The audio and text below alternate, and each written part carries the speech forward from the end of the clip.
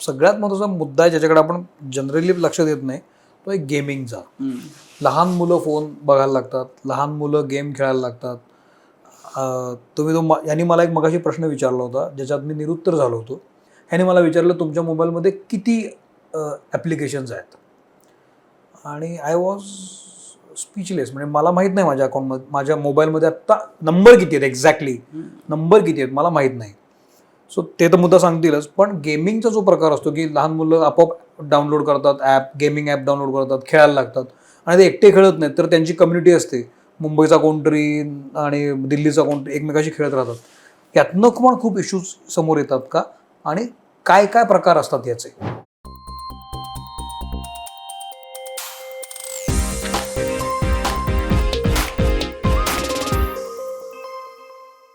Rear आहेत, जास्त नाही आहेत, पण आहेत प्रकार. कारण आता आपण बघतो की लहान मुलं फार त्यांच्या हातात मोबाईल आहे. होय.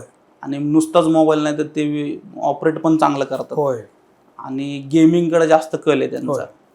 तर गेमिंग सेक्टरमध्ये पण फ्रॉड होताना दिसतात. आपण जर तुम्ही ऐकलं असेल तर रावेतची केस झाली बघा, की ब्ल्यू वेल गेम मध्ये एका मुलाने सुसाईड केली. ठीक आहे, तर किती हॉरेबल आहे की एखाद्याचा जीव सुद्धा जाऊ शकतो त्या गेमिंगच्या संदर्भात. तर गेमिंगमध्ये फायनान्शियल फ्रॉड पण होत आहेत जास्त, अकाउंट सुद्धा हॅक होत आहेत. तर हे काय प्रकार आहे, तर मुलं जास्त गेम खेळतात. आम्हाला माहिती असलेली नावं, आता ती पण मुलांकडनंच कळली आम्हाला. तर फ्री फायर नावाची गेम आहे, त्यानंतर पबजी आहे, BGM आहे, त्यानंतर माइंडक्राफ्ट, असे वेगवेगळे प्रकारचे गेम्स आहेत. त्या गेम्समध्ये सगळे ऑनलाईन पार्टिसिपेट होतात. सगळ्याच गेममध्ये ऑलमोस्ट. तर ती गेम खेळत असताना मग कुणी स्ट्रेंजर समजा त्या पार्टिसिपेंटमध्ये असेल तर तो काहीतरी मार्गाने ते युजर ID पासवर्ड मिळवतो त्या मुलाकडनं. मुलाला तेवढं काही कळत नसतं, तो काहीतरी गोष्ट मिळवण्याच्या नादात ते पासवर्ड शेअर करतो. आता ह्याच्या मागे टेक्निकल गोष्ट काय आहे, तर ज्यावेळेस हे गेम रजिस्टर होतात, तर ही गेम रजिस्टर होत असताना त्याला सिंक असतो जीमेल ID, ठीक आहे, किंवा फेसबुकचं अकाउंट. आता ही मुलं तर स्वतःचा मोबाईल वापरत नाही, ते वापरतात बाबांचा किंवा आईचा. बरोबर. त्यांच्या मोबाईलमध्ये जो नंबर आहे रजिस्टर्ड तो बँकेला लिंक असतो. बरोबर. ठीक आहे, आता हे सगळं कनेक्टेड असं होतं. तर मुलगा खेळताना ज्यावेळेस पासवर्ड शेअर करतो, जर म्हणजे तो पासवर्ड शेअर पण कसा होतो की PUBG मध्ये खेळत असताना काही लेवलला गेल्यानंतर ते गन्स वगैरे त्याला पॉइंट द्यायला लागतात किंवा ते परचेस करायला लागतात. आता मुलांकडे पैसे नसतात, मग कुणीतरी स्ट्रेंजर येतो, कोणाला पाहिजे का गन, मग तो म्हणतो ठीक आहे मला पाहिजे. मग पाहिजे तर तुला एक लेवल क्रॅक करून देतो मी, तू तुझा युजर ID पासवर्ड दे, मला काही देऊ नका, आपण दोघं जण एकत्र गेम खेळू वगैरे वगैरे सांगितलं जातं. मग तो काहीतरी पासवर्ड शेअर करतो, त्या पासवर्ड शेअरिंगमध्ये जीमेलचा पासवर्ड जातो किंवा फेसबुकचा जातो, त्या अकाउंट्स मॅनिप्युलेट होतात.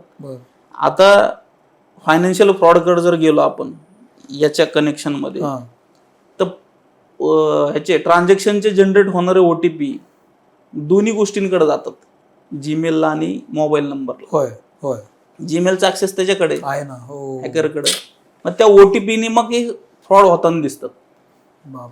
8-10 लाख रुपयाचे फ्रॉड झालेत. आणि आम्ही ज्यावेळेस इन्व्हेस्टिगेशन केलं तर असं कळतंय की मुलांनी फ्री फायर गेम खेळली जी की कनेक्टेड होती जीमेलला, तिकडे OTP आले ट्रान्झॅक्शनचे, ते मॅनिप्युलेट झाले. काही प्रकारात असं पण ब्लॅकमेलिंग झाले की एका मुलाने ऍपलचा मोबाईल होता त्याच्याकडे, त्याच्या बाबांचा, तो खेळत होता, आणि ऍपल मोबाईल खेळत असताना त्याने ऍपलचा युजर ID पासवर्ड दिला, ऍपल आयडीचा. आता ऍपल आयडीचा युजर ID पासवर्ड दिला आणि त्यांनी तो आयडीच ब्लॉक करून टाकला, कुणी हॅकरने, म्हणजे ज्यांनी कोणी ऍक्सेस घेतला त्यांनी. तो ऍपल ID ब्लॉक झाला. आता ऍपल ID ब्लॉक झाला की ते डिव्हाइस बिनकामाचं आहे, डब्बा आहे. असते 6 महिने तो डब्बाच करून ठेवला होता तो मोबाईल, आणि त्याच्या ते ID पासवर्ड परत करण्यासाठी 50,000 रुपयाची मागणी करत होता. आणि फक्त गेमिंग खेळता खेळता त्या मुलांनी तो युजर ID पासवर्ड दिला होता. आता ऍपल ID मध्ये बाबांचा मोबाईल आहे समजा, तर काय काय इन्फॉर्मेशन असू शकते, सगळं फोटो पासून सगळं, तुमची फॅमिली, पासवर्ड, सगळे. तर हे प्रकार होताना दिसतात गेमिंगमध्ये. आता गेमिंगसाठी सिक्युरिटी मेजर्स कडे जर आपण आलो, तर पालकांनी जर तुम्ही इंडिव्हिज्युअल मोबाईल देताय मुलांच्या हातात, पॅरेंटल कंट्रोल नावाची सिस्टीम आहे गुगलची, ती वापरायला पाहिजे. बर. आणि तुमच्या मोबाईलमध्ये काय चाललंय तुम्हाला माहित पाहिजे. जसं मी मागाशी प्रश्न विचारला तुम्हाला, पण त्या मुद्द्यावर येऊ. जर तुमच्या मोबाईलमध्ये किती ऍप्लिकेशन आहेत हे कुणी सांगू शकत नाही, कारण बघतच नाही कोण. आपल्या खिशामध्ये मोबाईल आहे, त्याच्यात काय चाललंय इकडे लक्षच नाही. नुसतं ठराविक ऍप्लिकेशन उघडायचे, व्हॉट्सअप, इन्स्टा, फेसबुक, रील, संपलं. बाकी कुठले ऍप्लिकेशन आपण डाउनलोड केले ते कामाचे आहेत का नाहीत. रिअर यूज तुम्हाला मोबाईल हे पण सांगतं की रिअर ऍप्लिकेशन युसेज कुठला आहे. होय होय होय. ते कामाचं नसेल तर काढून टाका. आता ए सिस्टीममुळे ते पण सांगते, तरी लोक लक्ष देत नाहीत. म्हणजे मला काय म्हणायचंय की आता हा स्टुडिओमध्ये आपण बसलोय, ठीक आहे, तुम्हाला आम्हाला माहिती किती जण बसलोय, आणि एखादा अननोन येऊन बसला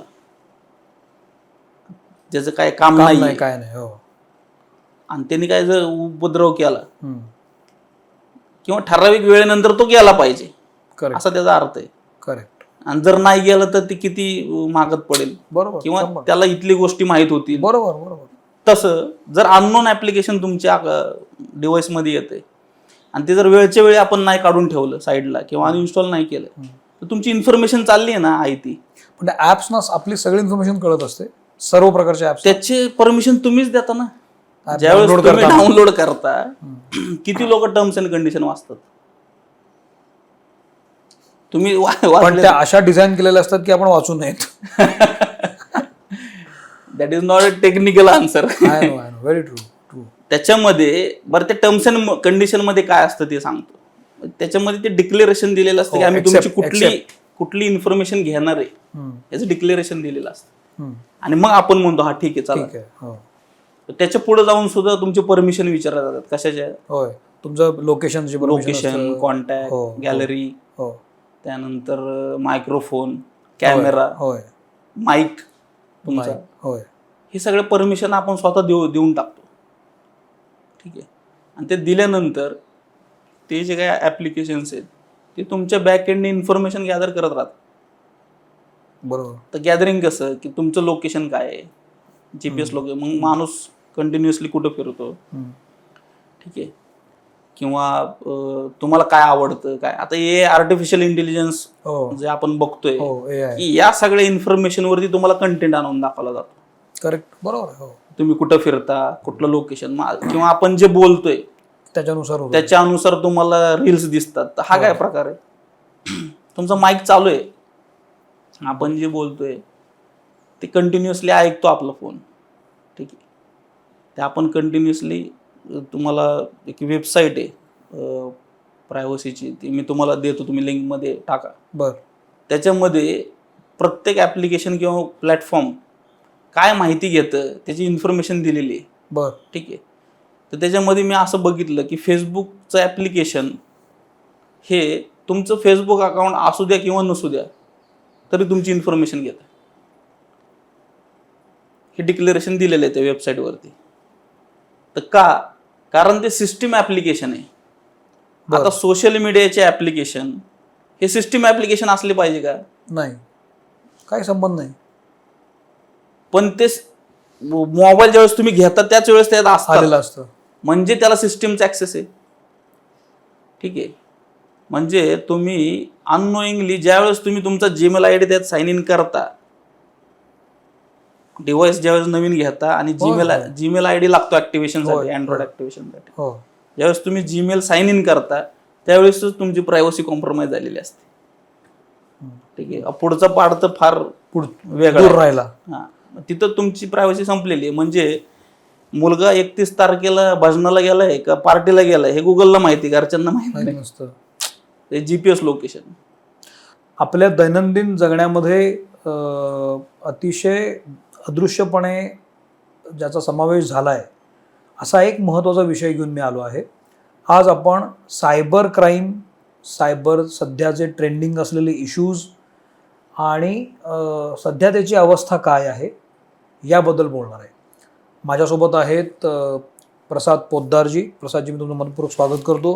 प्रसादजी 10-12 वर्षापासून पोलीस सेवेमध्ये आहेत. आता ते पर्वती येथे आपलं कार्य बजावत आहेत. शिवाय ते सायबर इन्व्हेस्टिगेटर ऑफिसर आहेत आणि अनेक महत्त्वाच्या केसेसचं इन्व्हेस्टिगेशन त्यांनी केलेलं आहे. कॉस्मॉस बँकेचा फ्रॉड असू दे किंवा शिक्षक भरतीचा जो एक फ्रॉड असेल तो असू दे. तर जवळपास 2016 पासून ते पूर्ण वेळ सायबर क्राईम आणि सायबरशी संबंधित गुन्ह्यांचा छडा लावत आहेत.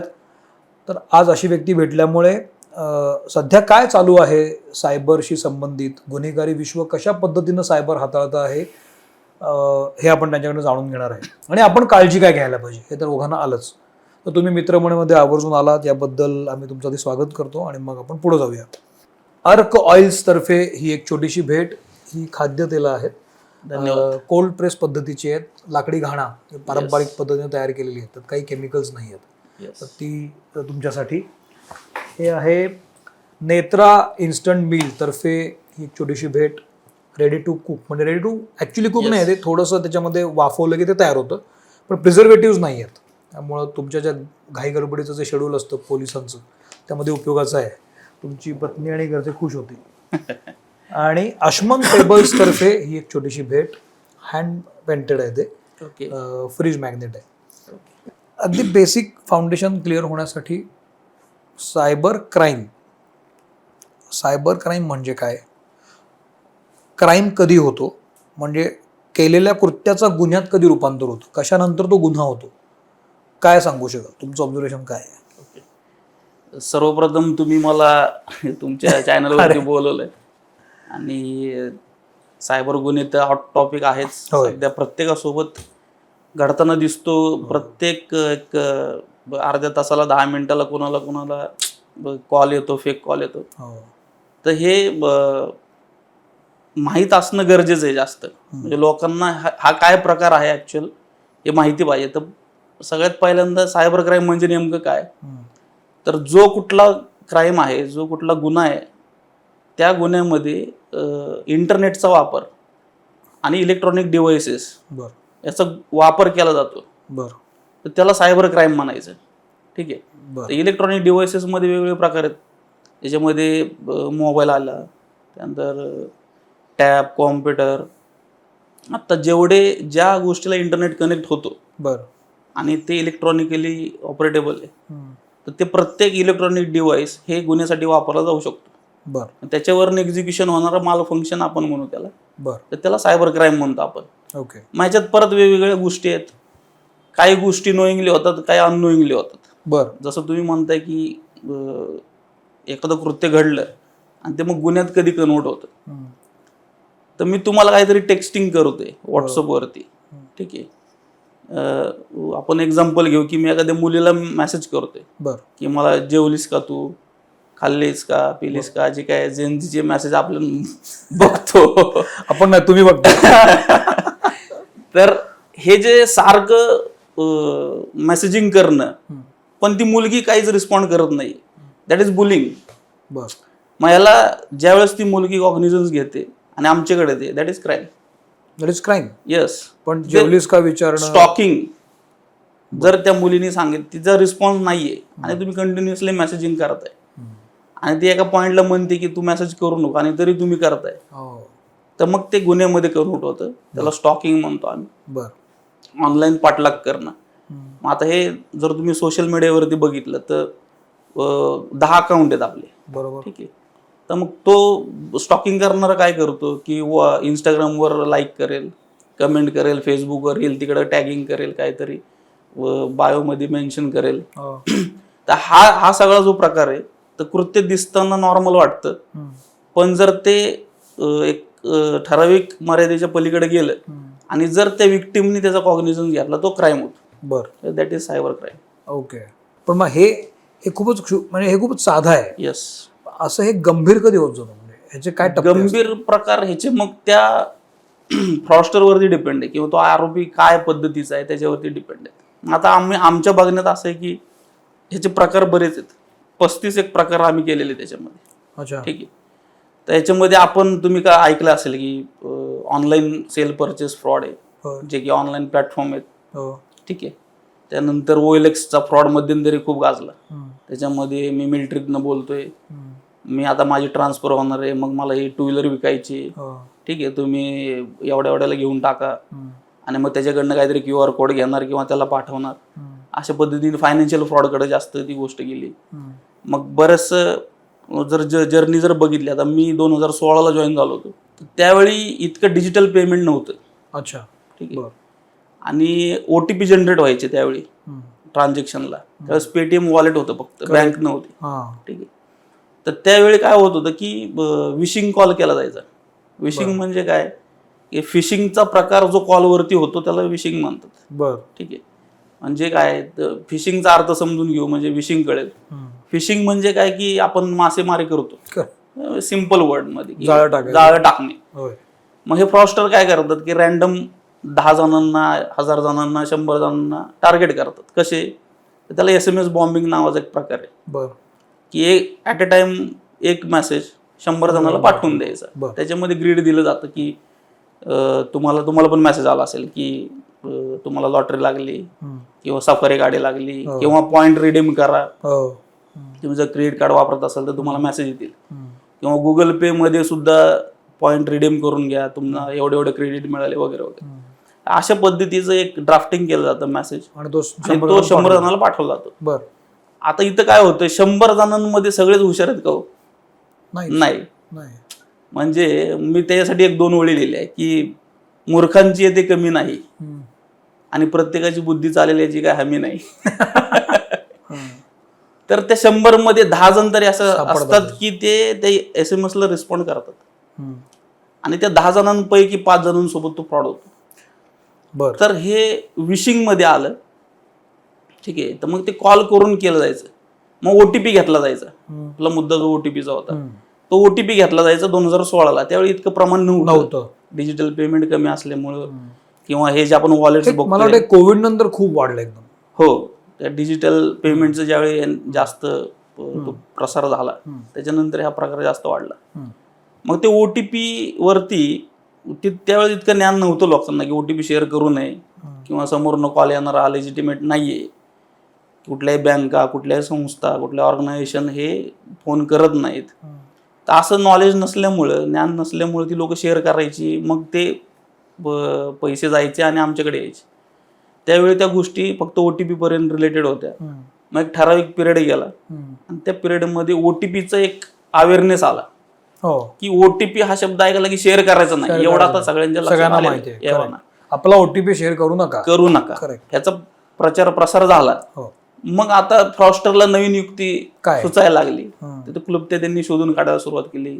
मग त्याच्यानंतर एक फिशिंग लिंक पाठवणे, त्याच्यासाठी एक एक्झाम्पल, आपण गुगल डॉकची एक लिंक तयार करतो, तिथं फॉर्म जनरेशन असतं. तर तुम्ही गुगल डॉकचं जर गुगल फॉर्म हे करतो तर त्याच्यामध्ये इनबिल्ट तुम्हाला टेम्पलेट मिळतात बँकिंगचे किंवा तुमच्या UPI ॲप रिलेटेडचे, किंवा कुठल्या तरी लॉग इन पेजचा टेम्पलेट मिळतो. आणि त्याच्यातनं मग ती लोक गुगल डॉकच्या फॉर्म थ्रू तुमची बँकिंग डिटेल घ्यायला सुरुवात केली. म्हणजे OTP नंतर लिंकवरती आले.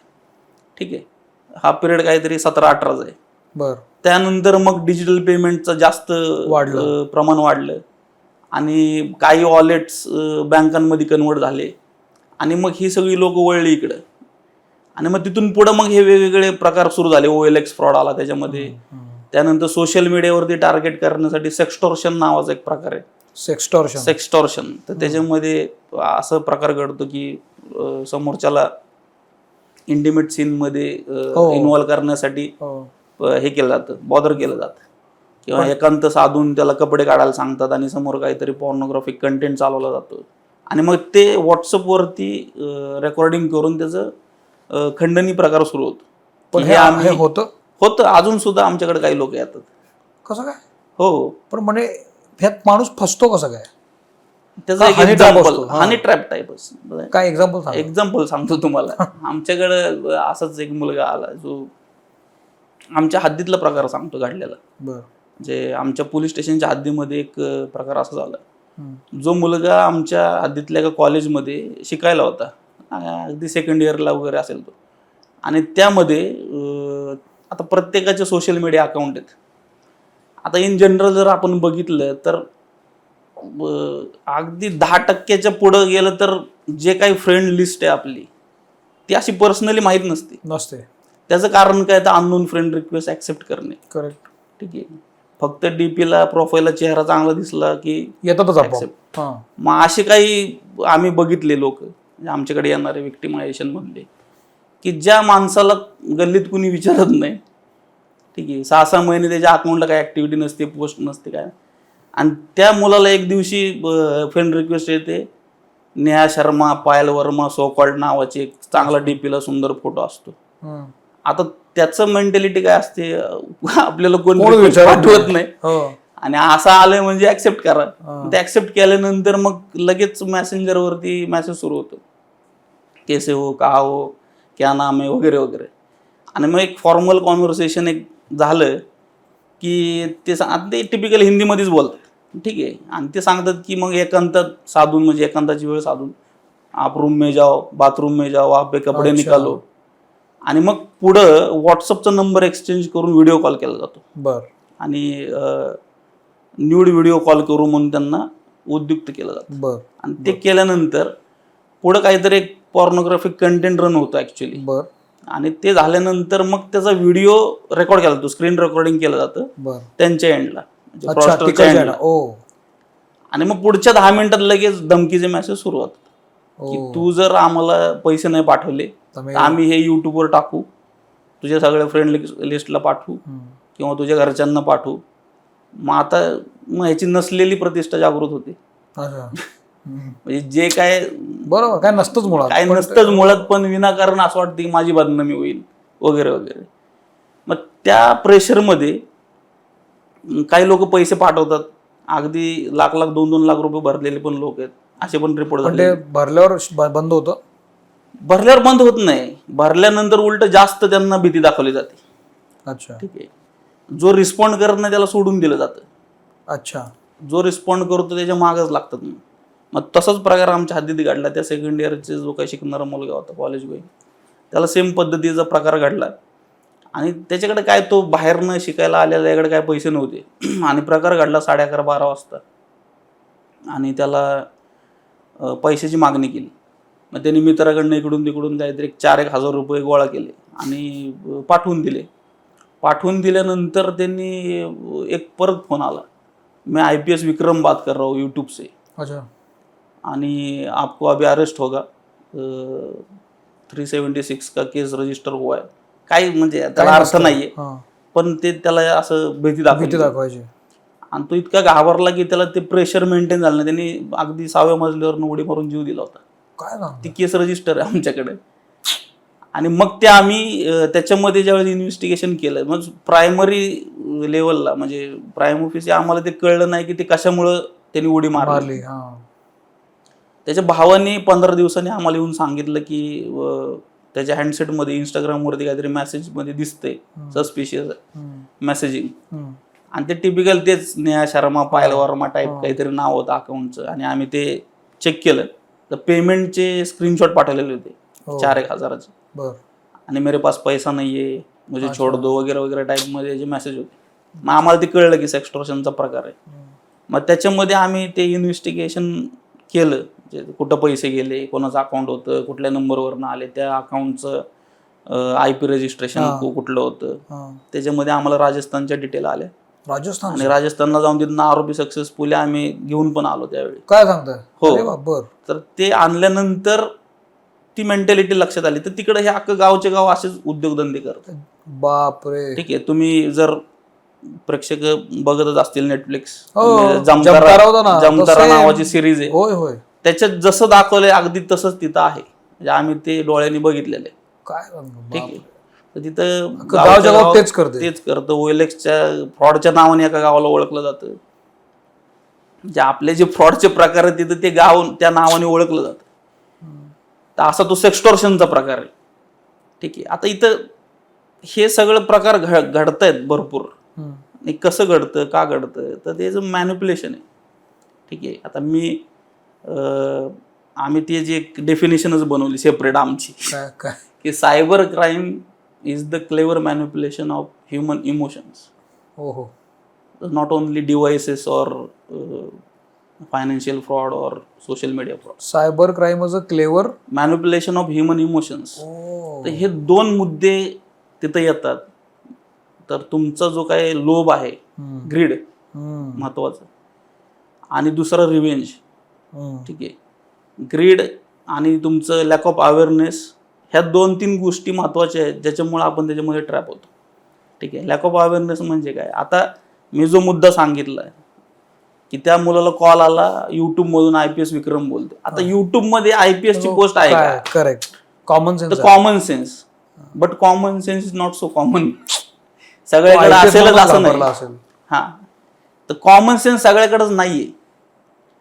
की इन जनरल प्रॅक्टिसमध्ये ज्या काही कुठले कॉल येतात ते खरंच लेजिटिमेट आहे का, किंवा त्याचा जी गोष्ट सांगतोय आपल्या संदर्भाने त्याचं काही कनेक्शन आहे का, नाहीये.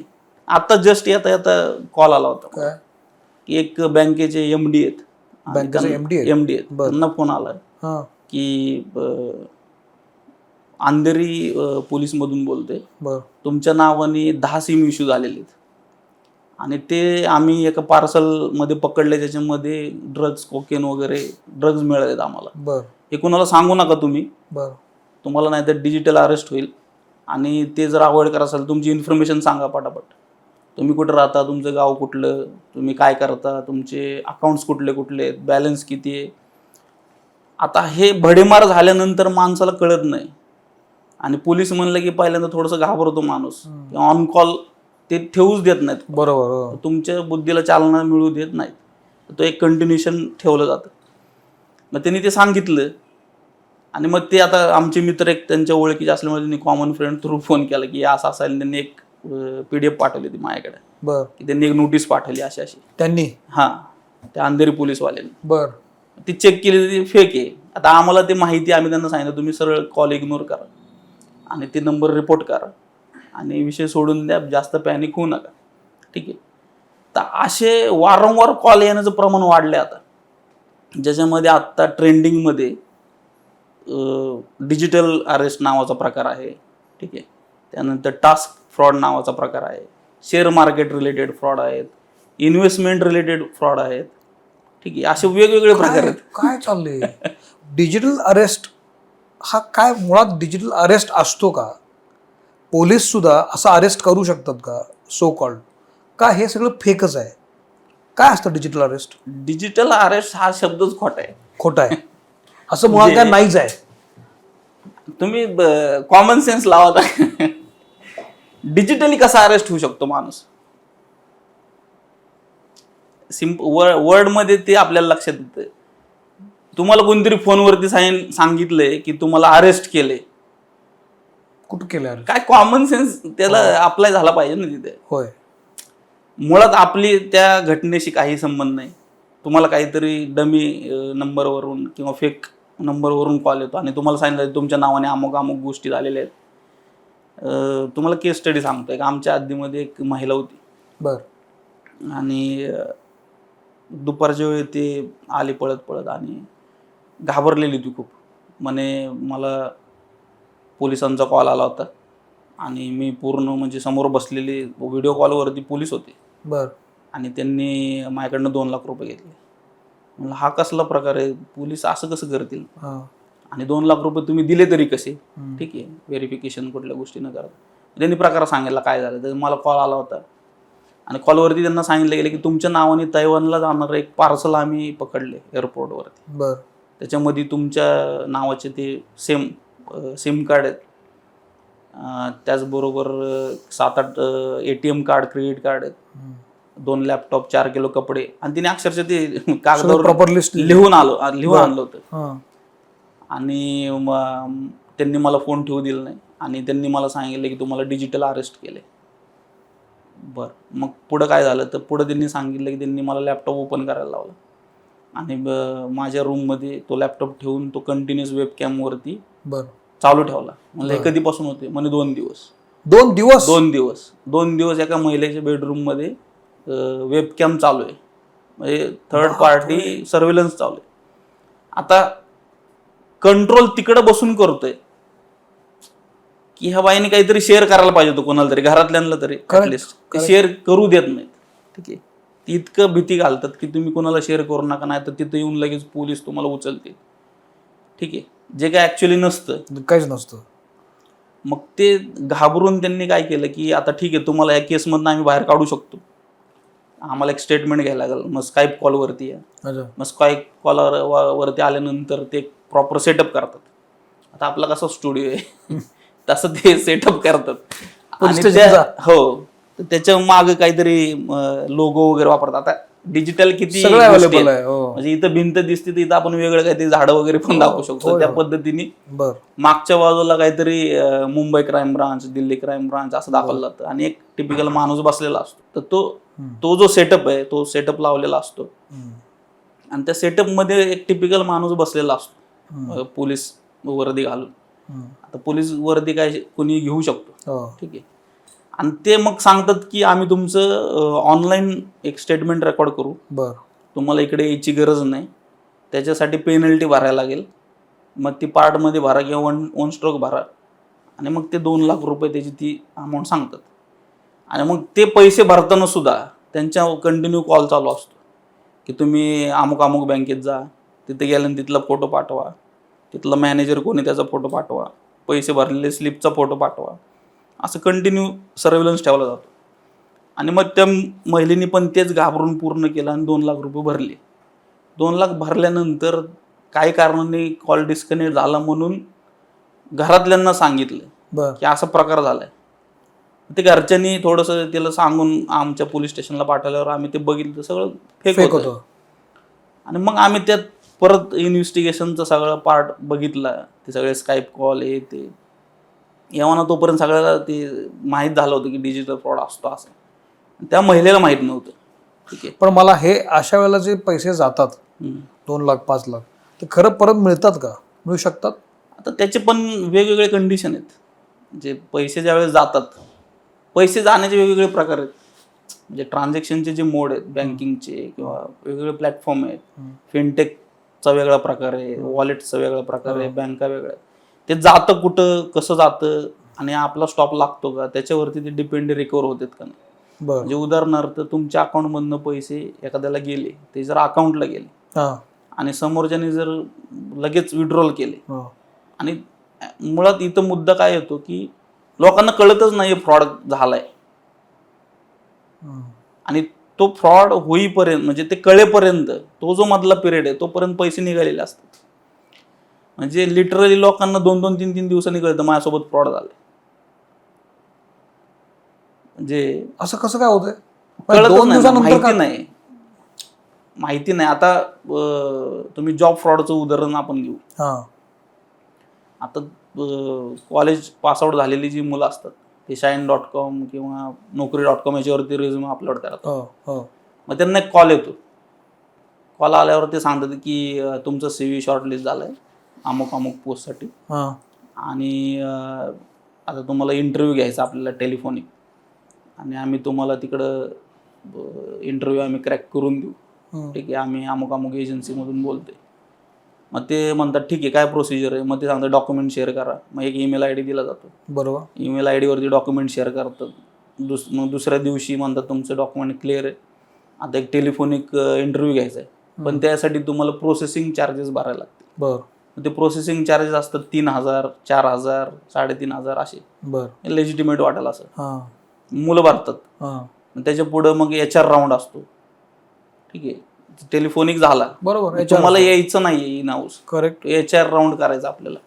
HR राऊंड मध्ये परत ते कॅरेक्टर व्हेरिफिकेशन वगैरे त्या गोष्टीसाठी किंवा ते राऊंड कंडक्ट करण्यासाठी वेगळे 10,000, 15,000 या रेंजमध्ये पैसे मागतात. मग ते सगळं झाल्यानंतर परत काहीतरी तिसरं कारण सांगितलं जातं. हे प्रोसेस रजिस्ट्रेशनच्या नावाखाली असे काही लोकांनी 50-60 हजार भरलेले आहेत, काही लोकांनी 1,00,000-1.5 लाख रुपये भरलेले आहेत, काही लोकांना अब्रॉड जॉब लावून देतो ह्याच्या खाली काय 15-15, 20-20 लाख रुपये पण गेलेले आहेत. ठीक आहे, मग आता ही जी भरण्याची प्रोसेस आहे पैसे किंवा ते टेलिफोनिक कॉन्व्हर्सेशनचा इंटरव्ह्यू आम्ही 10 दिवसांनी शेड्यूल करू, महिना गेला पैसे भरून तरी काय आलं नाही. मग महिन्याभरात तो फ्रॉस्टर तर पैसे तसेच थोडी ठेवणार आहे. मग तो विड्रॉल होतो. मग विड्रॉल झाल्यानंतर ते रिकव्हरी चान्स त्याचा संपून जातो. संपला. मग इन्स्टंट तुम्ही जर रिपोर्ट केला अगदी अर्ध्या एक तासात तर ते मग पैसे येण्याचे चान्सेस जास्त. आता मला सांगा, समजा माझ्या अकाउंटवरनं असेच पैसे गेले किंवा माझ्याच मूर्खपणामुळे गेले असतील कदाचित, मी चुकून तो OTP दिला किंवा कुणीतरी मला फोन केला आणि घाबरवणे दिला आणि मला लगेच कळलंय, तर माणूस गांगरून जातोय की आता काय करू मी. तर ऍक्च्युली काय करायला पाहिजे? त्याच्यामध्ये काय रिपोर्टिंग पोर्टल दिले आहेत गव्हर्नमेंटने. बरं. मिनिस्टर ऑफ होम अफेअर्सनी इंडियासाठी पूर्ण एक पोर्टल काढले. बरं. cybercrime.gov.in बरं. ही वेबसाईट आहे. बरं. आणि टोल फ्री नंबर दिलाय 1930 1930. बरं. फायनान्शियल फ्रॉड जर झाला असं वाटते तुम्हाला, कळलं लगेच की लगेच कॉल लावायचा आणि तुमचे ट्रान्झॅक्शनचे ID सांगायचे. बरं. ते झालं की त्या पोर्टलला वेगवेगळ्या फायनान्शियल एंटिटी इंटिग्रेट केलेले आहेत. बरं. आणि ते त्या ट्रान्झॅक्शन ID वरून ते सगळे अकाउंट्स, ज्या अकाउंटला पैसे गेले बेनिफिशियरी अकाउंट, ते फ्रीज केले जातात. लगेच एवढं होतं? लगेच होतं. हे 24/7 सुरू आहे. आता जो काय प्रमाण कमी झालंय किंवा ऑनगोईंग जे आहे आणि पैसे वाचवण्याचं जे काय प्रमाण आहे ते त्याच्यामुळं बऱ्यापैकी कंट्रोलमध्ये आलेलं आहे. ठीक आहे. पण फसणाऱ्यांची संख्या जास्त आहे, ते डेली चाललेलंच आहे. पण हा एक पोर्टल असा पार्ट आहे ज्याच्यामध्ये तुम्ही इमिजिएट ऍक्शन घेऊ शकता, तुम्ही ते प्रिफर करू शकता. जर तो नंबर नाही लागला तर cybercrime.gov.in ही वेबसाईट आहे, त्याच्यावरती तुम्ही लॉग इन करून तुमचं अकाउंट क्रिएट करून तिकडे पण तुम्ही कंप्लेंट देऊ शकता. हे दोन्ही जरी माहीत नसेल किंवा तुम्हाला काहीच कळलं नाही तर नियर बाय पोलीस स्टेशनला लगेच जायचं. जिथं तुम्ही राहता तिथल्या जवळचं जे काही पोलीस स्टेशन असेल तिथे जर तुम्ही गेलात लगेच तर ते पोलीस ऍक्शन घेतात. तिथं प्रत्येक आपल्या पुणे सिटीत तरी प्रत्येक ठिकाणी सायबरचं एक विंग केलं आहे. इथं तुम्हाला लगेच मदत मिळते. तुम्ही आत्ता जे काम करताय, दिवसाला किती तक्रारी येतात साधारण? आमच्याकडे मिनिमम 10 ते 12 तक्रारी आहेत रोज. रोज रोज कोणाचं सोशल मीडिया अकाउंट हॅक झालं तिथं मिळणारच आहे, किंवा कोणाचं पोस्ट पडले काहीतरी, कोणाचे पैसे जातात. OLX वरती मी काहीतरी परचेस करत होतो, माझे पैसे गेले. फ्लिपकार्टवरती मी आता बऱ्याचशा महिला वर्ग काय करतो, मिशो, आता हे तुम्ही इंस्टाग्रामवरती रील बघतात, रीलवरती महिलांना काय आवडलं तिथं खाली टॅब दिलेला असतो बुक नाव किंवा बाय नाव बुक नाव. ते काय बघायचं त्याच्यावर क्लिक करून मोकळे होतात. मग ते ऑर्डरच्या पेजवर नेतं, बरोबर, जे की फेक असतं. त्याची लेजिटिमेट त्याचं काही URL वगैरे चेक होत नाही. तिकडे गेलं की ते ऑर्डर करतात. मग आमच्याकडे एक अशीच मुलगी आली, तिने काय केलं, काहीतरी ड्रेस होता, 2000चा ड्रेस तिला काहीतरी 800 का 700 रुपयात मिळत होता. बरं. आता कमी मध्ये भेटते म्हणले की लोक लगे पळतात. अगदी कॉमन आहे, ते कॉमन आहे. मग ती ऑर्डर केली आणि त्या ऑर्डर मध्ये साबणाची वडी आली. आता ती दात तरी कुणाकडे मागणार आहे? जे की लेजिटिमेट नाहीच आहे. जे इंस्टाग्राम वरती तुम्हाला पोस्ट दिसते त्याचा काही बेसच नाही. बरं, ती तुम्ही URL पण सेव्ह करून ठेवत नाही, वेबसाईट कुठली बघत नाहीत, माझ्यामधनं पेमेंट डिटेल पण जाते. मग कसं बघायचं, कसं ओळखायचं हे खरं आहे की नाही? जायचंच नाही, डिटेल लिहिलेलं असतं ना. तुम्हाला ब्रँडेड प्लॅटफॉर्म दिलेले आहेत ना, Amazon आहे, ठीक आहे, फ्लिपकार्ट आहे, मिशो आहे, ठीक आहे, जे ब्रँडेड आहेत प्लॅटफॉर्म त्याच्यावरती तुम्ही ऍटलिस्ट ग्रीव्हन्सला जाऊन तिकडे तुम्ही तुमच्या गोष्टी तरी रिपोर्ट करू शकता. किंवा पोलिसांकडे आल्यानंतर आम्ही त्यांना कॉन्टॅक्ट करून रिवॉर्ड, एका मुलीचे आम्ही रिवॉर्ड पण करून दिले 10,000 रुपये. ठीक आहे, तिने काहीतरी ते तांब्याची बाटली ऑर्डर केली, सॉरी लेदरची बॅग होती काहीतरी, लेदरची बॅग, 10,000ची बॅग, छोटी हँडबॅग, आणि त्याची ती काहीतरी चुकीची पार्सल आल्यामुळे तिने ती कॅन्सल केली ऑर्डर, पण रिटर्न येत नव्हते पैसे. बरं. मग आम्ही मेल करून कॉन्टॅक्ट करून ते पैसे 10,000 रिवर्ट आणून दिले. मग आता हेच जर फ्रॉस्टर वेबसाईट आहे एखादी, जे तुम्ही त्याला काय बेस नाहीये, प्लॅटफॉर्म नाहीये, मग तिथं कॉन्टॅक्ट करा, पहिले त्याला शोधायला लागेल ना. तो लेजिटिमेट नाहीच तर ते मिळणार कसं? तर हे करताना तुम्हाला ती डोमेन नेम काय आहे, URL काय हे कळलं पाहिजे, URL काय ते कळलं पाहिजे. ती कळली पाहिजे. मग बरं. आता ती URL बघण्याचं एक तंत्र आहे की डोमेन लुकअपचं एक वेबसाईट आहे. बरं. त्याच्यामध्ये जाऊन तुम्ही त्याचं रजिस्ट्रेशन जर चेक केलं तर जनरली फेक जे असतात ते रिसेंटली 2-3 महिन्यापूर्वी क्रिएशन असतात. अच्छा. तिकडे जाऊ नका. ठीक आहे. बरं. तर त्या URL ला जायचं. मुळात रीलवरती येणाऱ्या गोष्टींकडे तुम्ही बुकिंगला किंवा फायनान्शियल ट्रान्झॅक्शनसाठी जाऊच नका. किती महत्वाचं आहे हे जास्त महत्वाचं आहे. तर हे सेल परचेस फ्रॉडमध्ये प्लॅटफॉर्मचा यूज होऊन अशा गोष्टी होतात. तुम्ही आता मगाशी बोलता बोलता बोललात की अकाउंट हॅक झालंय असे तक्रारी खूप येतात किंवा बनावट अकाउंट्स निघालेली आहेत असं असतं. अकाउंट हॅक होणं खूप झालं आता. आणि इन्स्टावरचे असू देत, फेसबुकवरचे असू देत, स्पेशली इन्स्टावरचे जास्त, ज्यांना फॉलोअर्स जास्त असतात म्हणा किंवा ज्यांच्याकडे खूप ज्यांच्या रीलमुळे ते रील स्टार झालेले असतात त्यांचं खूप अकाउंट हॅक होतं. हॅक म्हणण्यापेक्षा ते पूर्ण ताबा आपल्याकडेच घेतात. ते त्यांना नामोरमच करून संपवून टाकतात. हा काय प्रकार आहे? म्हणजे मी एक केस ऐकली की रिसेंटली एक खूप मोठं चॅनल आहे इन्स्टाचं आणि त्यांचंही अकाउंट हॅक झालं. 3-3.5 लाख त्यांचे फॉलोअर होते आणि ज्यानं हॅक केला त्यानं व्हॉट्सअप ग्रुप बनवला. बरं. हॅकर होता त्याच्यात आणि हा ज्यांचा अकाउंट आहे त्याचाही इन्चार्ज होता आणि त्यानं बिटकॉईनची मागणी केली. 5 बिटकॉईन दे. बिटकॉईनचं खूपच महागडी गोष्ट. तो म्हणला मी देऊच शकत नाही. तो म्हणला तू मला दिलेस तर मला कोणाकडनं हे हायर केलंय ते मी तुला नाव सांगतो. आता बिटकॉईनची मागणी करणं आणि अकाउंट हॅक करणं हे भयंकर आहे. काय कसं करायचंय? आणि शेवटी अजून रिकवर झालेलंच नाही अकाउंट. आता याच्यात हॅकिंग म्हणजे काय पहिलं समजून घ्यायला लागेल आपल्याला. हॅकिंग म्हणजे काय नेमकं, हॅक कसं होतं हे कळल्यानंतर मग ते रिकव्हरी वगैरे किंवा ते कोणाला टार्गेट करतात हा त्याच्यातला एक प्रकार. ते हॅकिंग म्हणजे काय की कोणाच्या तरी अकाउंटचा ताबा घेणे. करेक्ट. किंवा अनधिकृत प्रवेश मिळवणे. बरोबर. Unauthorized access. आता ॲक्सेस जातात कसे? ठीक आहे. तुमचे डायरेक्ट मला तुमचा युजर ID मिळाला आहे म्हणून मी लगेच तुमचा अकाउंट हॅक करू शकत नाही. ठीक आहे. ह्याला एक सोशल इंजिनिअरिंग नावाचा प्रकार आहे. बरं. ठीक आहे. तुम्हाला कुठल्या तरी माध्यमातनं त्या गोष्टीवरती इन्फॉर्मेशन टाकायला भाग पाडलं जातं. म्हणजे काय? म्हणजे की तुम्हाला मेसेंजरमध्ये एक नोन अकाउंटवरनं काहीतरी लिंक पाठवली जाते की मी अमुक कॉन्टॅक्ट्समध्ये भाग घेतोय आणि मला वोट करा. बरं. ठीक आहे.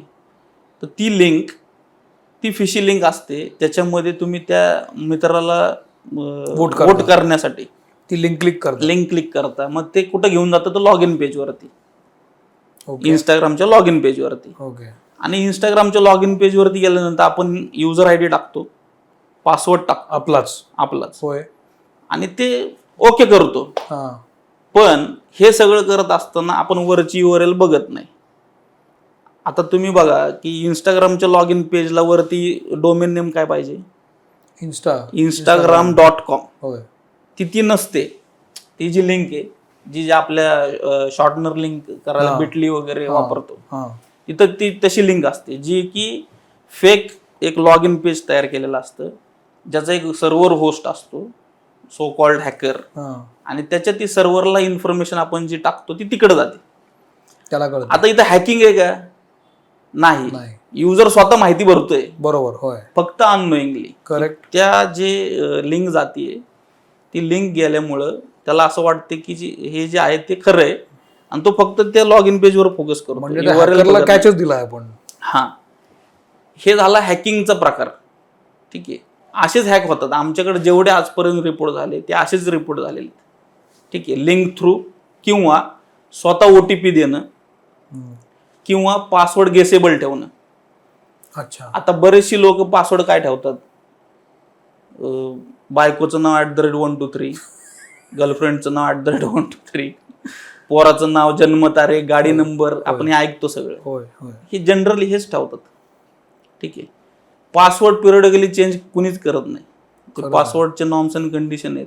एक तर महाभाग मला असा भेटला ज्यांनी रजिस्ट्रेशन केलेलं आहे अकाउंटचं 8 वर्षापूर्वी का 10 वर्षापूर्वी. त्याच्या अकाउंटमध्ये सेटिंगमध्ये मी ज्यावेळेस जाऊन बघितलं तर your password have been change last 8 years. तर लोक इतकं आळशी झालेत की पासवर्ड बदलायला वेळ नाही आणि मग ओरडत यायचं की अकाउंट हॅक झाले. आम्ही मध्यंतरी आमची सायकोलॉजी अशी डेव्हलप झाली की लोक पळत आले की आम्ही ओळखायचो फ्रॉड कुठलाय. आणि अकाउंट हॅक झाले असं जर म्हणाले की तुझा मोबाईल नंबर पासवर्ड होता का रे, तो मुलगा म्हणाला हा, तुम्हाला कसं कळलं, तुझ्या तोंडावर दिसतंय. म्हणजे एवढा गेसेबल पासवर्ड ठेवला जातो. म्हणजे तुम्ही आता हे जर बघा, ह्याचा परत अभ्यास सांगतो. होय होय होय सांगा.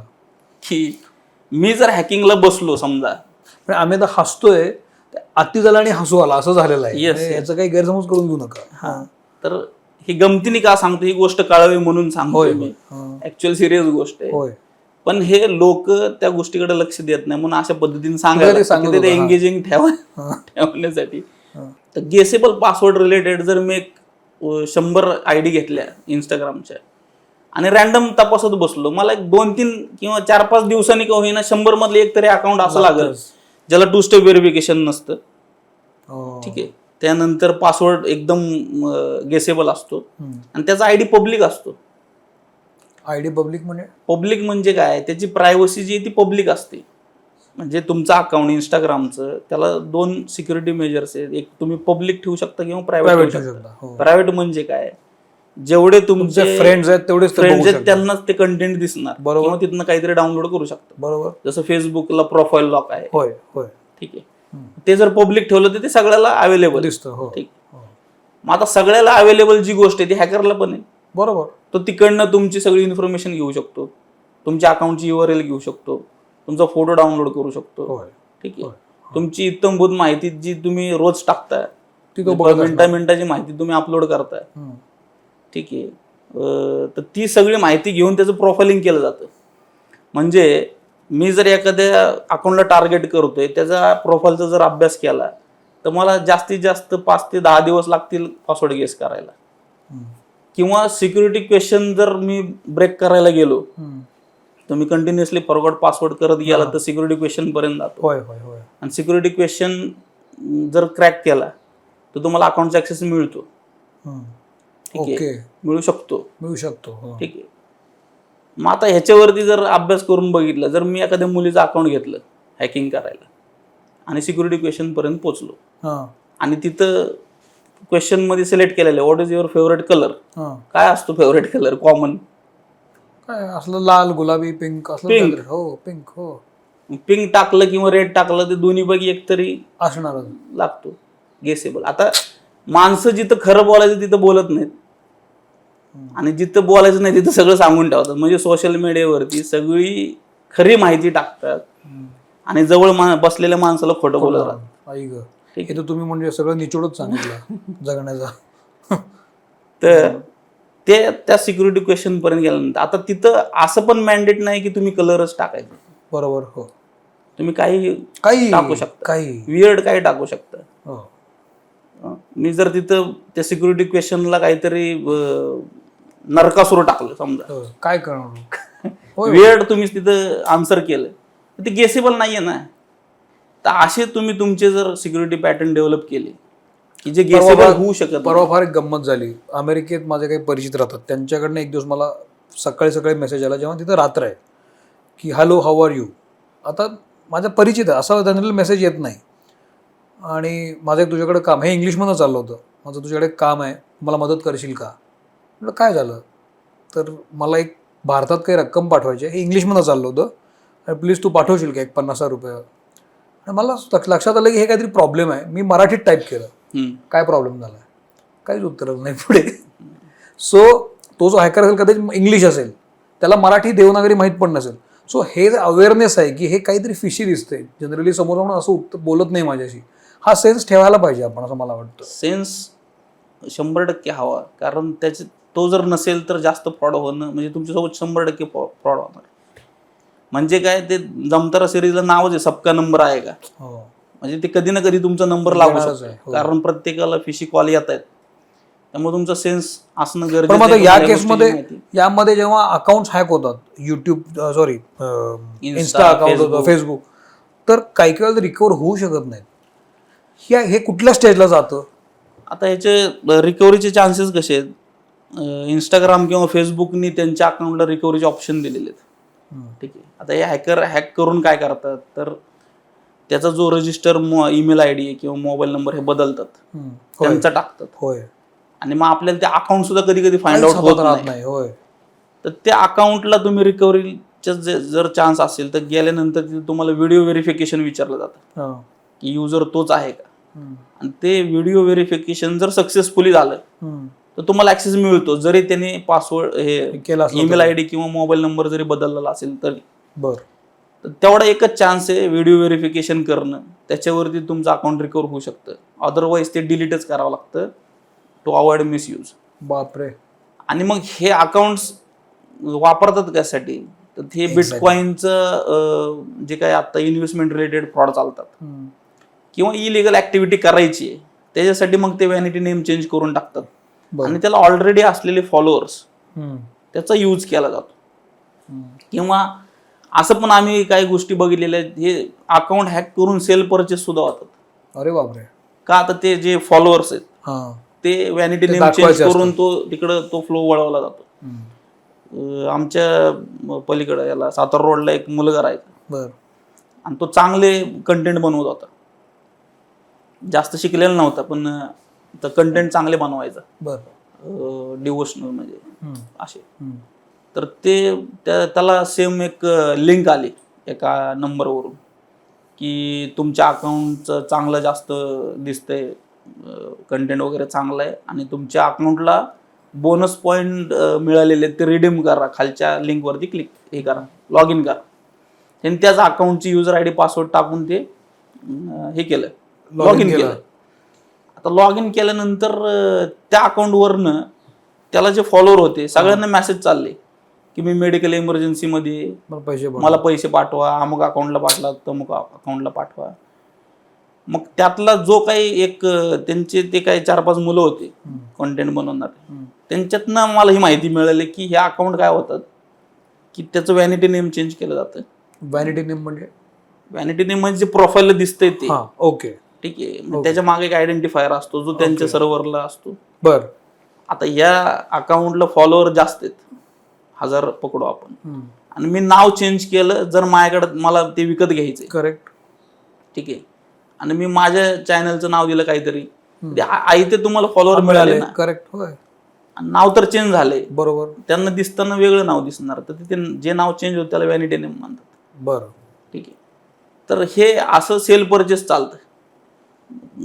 एक तर मुलगा असा मला मिळाला की त्यांनी स्वतःच अकाउंट विकलं. बरं. आणि म्हणे मला 6000 मिळणार होते म्हणून मी युजर आयडी पासवर्ड देऊन टाकला. ठीक आहे. आणि तो माझे आता पैसे देत नाही म्हणून तक्रार घेऊन आलता.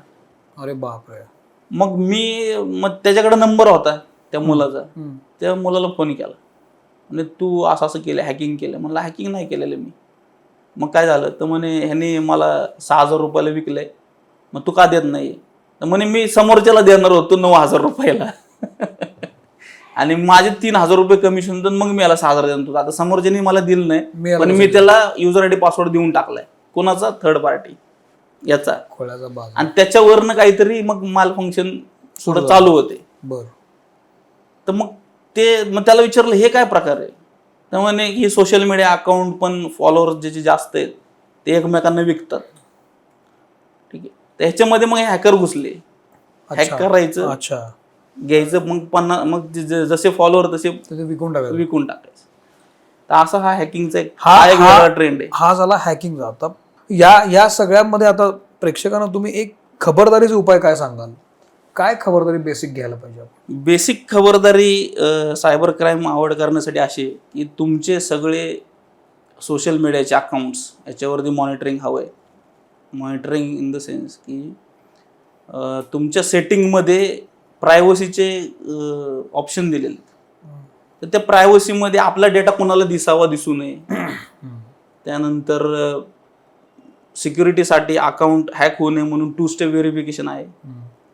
2 स्टेप व्हेरिफिकेशनमध्ये गुगल प्रॉम्प्ट येतो किंवा तुमच्या नंबरला OTP येतो किंवा जीमेलला, बरेच प्रकार आहेत त्याच्यामध्ये. तर 2 लेअर सिक्युरिटीचा हा फार महत्वाचा मुद्दा आहे जो की सगळ्या सोशल मीडियाच्या अकाउंटला आहे. ठीक आहे. तुमच्या व्हॉट्सअपला आहे, इन्स्टाला आहे, फेसबुकला आहे. ज्या अकाउंटला युजर आयडी पासवर्ड येतो त्या प्रत्येक गोष्टीला 2 स्टेप व्हेरिफिकेशन किंवा 2 लेअर सिक्युरिटी आहे. तर ती ऍक्टिव्हेट असली पाहिजे. ती ऍक्टिव्हेट नसेल तर हॅकिंगचा चान्स जास्त जास्त असतो. ठीक आहे. त्यानंतर प्रत्येक येणारी गोष्ट म्हणजे कॉल असेल किंवा URL असेल, लिंक असेल कुठली, तर ही पहिली व्हॅलिडेट करता आली पाहिजे तुम्हाला. व्हॅलिडेट म्हणजे ती खरी आहे का खोटी आहे हे बघण्याचं. तुम्हाला गुगलवरती जर तुम्ही गेलात तर तिथं तुम्हाला 1-1 मिनिटाचे व्हिडिओ मिळतील ते कसं बघायचं, किंवा नुसतं गुगलला टाकून बघितलं तरी कळतं की ते खरं आहे का खोटं आहे. खोटं आहे. बरं. मग कुठल्याही गोष्टीवरती प्रोसीड होण्याआधी क्युरियस राहा की ती खरं आहे का खोटं आहे. ठीक आहे. तुम्हाला आता बरेचसे असे प्रकार घडतात की तुम्हाला अननोन कॉल येतो, सर तुमच्या अकाउंटवरती चुकून पैसे आलेत, 25,000 क्रेडिट झाले, तेवढं रिटर्न करा. आणि घाई गडबड करतो तो, आणि घाई गडबडीमध्ये आपण बघतो मेसेज, क्रेडिटचा मेसेज आलेला असतो आणि पैसे पाठवून मोकळा होतो आपण त्या नंबरला. नंतर कळतं की तो मेसेज आहे तो प्रायव्हेट नंबरवरनं आलाय, तो बँकेकडून नाही, तो बँकेच्या हेडर म्हणजे बँकेकडून आलेला नाही, बँकेचा हेडर असतो त्या SMS ला, तो त्याच्याकडनं आलेला नाहीये. तर ही जी घाई गडबड आहे ही नको आहे. तर तुम्ही पहिलं बघा बॅलन्सचा, अकाउंट म्हणजे जो बॅलन्स आहे तो चेक करायला पाहिजे, ते ट्रान्झॅक्शन अकाउंटमध्ये दिसते का हे चेक करायला पाहिजे. बरोबर. ठीक आहे. काल परवा आमच्या पोलीस स्टेशन मधल्या एका लेडीजला आला कॉल, मी मुंबईतून बोलतोय, चुकून तुमच्या अकाउंटला काहीतरी 15,000चं ट्रान्झॅक्शन आले. त्यांनी मला फोन केला, मी त्यांना परत करू का, त्यांचे आलेत पैसे, मला मेसेज आलाय. म्हणलं पहिलं बॅलन्स चेक करा, त्यांना सांगा ट्रान्झॅक्शन ID पाठवा, आणि तो तुमच्या स्टेटमेंटमध्ये दिसतोय का चेक करा. मग त्यांनी चेक केल्यानंतर परत फोन केला मला, म्हणे नाही आहो ते मेसेज आलाय. मग कळलं की ते फेक आहे. मग हे जे बघणं आहे हे बघितलं पाहिजे सिक्युरिटीमध्ये. टेक्निकल टर्म्स नंतर आहेत. मग साधा प्रश्न काय, तर सिक्युरिटी कुठं हवी, म्हणजे सिक्युरिटी तुमच्या डिव्हाइस वरती नाही पाहिजे, ती टेक्निकल टर्म मध्ये आली. सिक्युरिटी तुमच्या डोक्यात पाहिजे, अलर्ट पाहिजे. कुठलाही मुद्दा प्रोसीड होताना पहिलं तुमचं डोकंच रिस्पॉन्ड करतं ना. तर तिथं जर गोष्टी क्लिअर असतील ह्या 2-3च, तर तुम्ही फ्रॉड कधीच होणार नाही तुमच्यासोबत. तुमची इन्फॉर्मेशन जरी गेली कोणाकडं थर्ड पार्टी, तर तुमच्यासोबत फ्रॉड होणार नाही जोपर्यंत तुम्ही कॉम्प्रोमाइज होणाऱ्या गोष्टी शेअर करत नाही तोपर्यंत. त्याच्यामध्ये कुठले येतात, OTP, त्यानंतर युजर ID, पासवर्ड, तुम्ही कुठले अननोन APK फाईल वगैरे डाउनलोड करताय.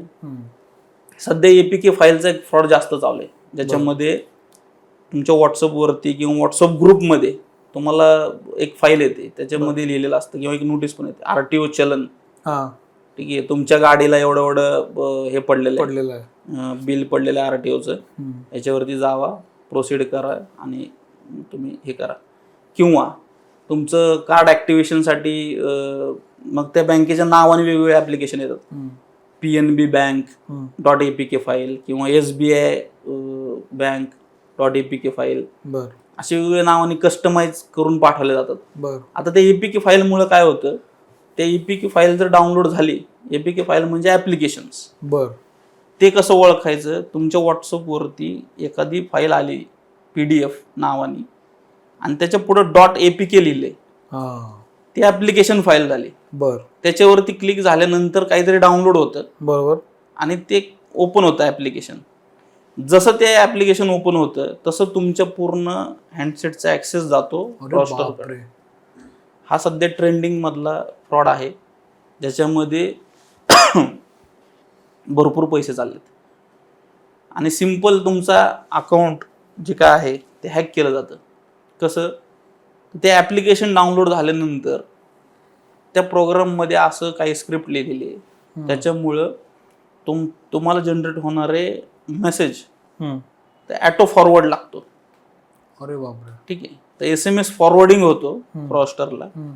मग जे काही मेसेज जनरेट होईल, ऑब्विसली OTP जनरेट झाला की तो त्याला दिसणार आहे, बरोबर, आणि त्या OTPचा वापर करून मग तुमच्या अकाउंटमधनं पैसे काढले जातात. त्याच्यामध्ये मग ते OTP काही जनरेट होईल, नुसतं पैशाचंच म्हणता येणार नाही, काही असू शकतं. म्हणजे तुमच्या अकाउंटवरती लोन पण घेतलं जाऊ शकतं OTPने. अगदी, जे डॉक्युमेंटलेस तुम्हाला प्री अप्रूव्ड OTP बेस, असे पण केसेस झालेले आहेत. .apk असेल तर डाउनलोड करायचं नाही, डाउनलोड करायचं नाही. आता ते जास्त फ्रॉड चालू आहेत, त्याच्यामध्ये आमच्याकडे तसे 2-3 केसेस रजिस्टर झाल्या. बरं. एका गृहस्थाला ओल्ड एज आहेत, म्हणजे वयस्कर आहेत, त्यांना सांगितलं गेलं की तुमचं कार्ड ब्लॉक झालंय ATMचं, बँकेत जा आणि फॉर्म वगैरे भरा. ते म्हणे ठीक आहे 2 दिवसांना जातो. मग ठीक आहे, तुम्हाला ऑनलाईनच करून घ्या, तुम्हाला मी एक फाईल पाठवतो, त्याच्यामध्ये तुम्ही माहिती भरा. पाठवली APK फाईल, त्याच्यामध्ये लिहिलं PNB bank.apk. आता यांना वाटलं ती बँकेचं काहीतरी फॉर्म आहे, डाउनलोड केलं आणि भरली माहिती बँकेची. त्यात विचारलं जातं तुमचं नाव, पॅन, आधार, ATMचा card number, pin number, CVV हे पण विचारलं जातं. आणि ते विचारून झाल्यानंतर त्यांनी ते भरल्यानंतर मग 2 दिवसांनी बँकेत पण गेले. बँकेत गेल्यानंतर ते म्हणले काय नाही, असं आम्ही काय मेसेज वगैरे केला नाही. ते म्हणले की तुमच्यासोबत काहीतरी फ्रॉड झालं, तुम्ही हे करा, पोलिसांकडे जा. ते 2 दिवसानंतर, म्हणजे 2 दिवसानंतर जे गेले त्या दरम्यान त्यांचं पूर्ण नेट बँकिंग पासवर्ड रिसेट होऊन त्यांच्या अकाउंटमधनं 19 लाख रुपये गेले. अरे बापरे. 4 ट्रान्झॅक्शनमध्ये NFT.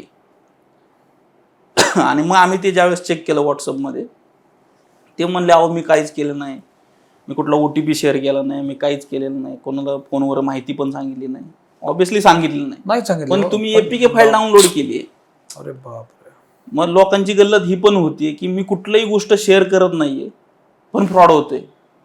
पण त्यांना हे कळत नाही की तुम्ही व्हॉट्सअपवरती काहीतरी फाईल डाउनलोड करता ज्याचा परिणाम तुमचं पूर्ण ऍक्सेस. ही जी फाईल येते ती कुठल्या नंबरवर येते, कोण पाठवत होती, कधी अशीच रॅन्डम नंबर, जसं फिशी कॉल येतात तसं रॅन्डम नंबर येतो. मग त्या व्हॉट्सअपच्या डीपीला काहीतरी SBIचा लोगो असेल, PNBचा लोगो असेल. लोक नंबर बघत नाही, फोटो बघतात. इम्पर्सोनेशन म्हणून आपण त्याला आयडेंटिटी थेफ्ट मानतात. बरोबर. की दुसऱ्याची ओळख चोरून तुम्हाला काहीतरी मेसेज करणं. लोक त्या ओळखीवरती जातात, नंबर व्हेरीफाय करत नाहीत. ठीक आहे, अगेन सिक्युरिटीमध्ये ते बघायला पाहिजे की कुठल्या नंबरवरनं मेसेज येतोय. ठीक आहे, तो आपल्या महाराष्ट्रातला आहे का. तुम्ही जर रिचार्जच्या ऍप्लिकेशन वरती गेलात तर तिथं सर्कल येतो खाली, आपला नंबर कुठल्या सर्कलचा आहे, सर्कल म्हणजे कुठल्या स्टेट. बरोबर. तुम्हाला हमखास ते जर फ्रॉडस्टर असतील, ते फ्रॉड नंबर असेल तर तो नॉर्थ इंडियन साईडचा दिसेल, राजस्थान, कोलकाता, UP ईस्ट या टाईपमध्ये. मग तुम्ही नंबर व्हेरीफाय करा कुठल्या सर्कलचा आहे.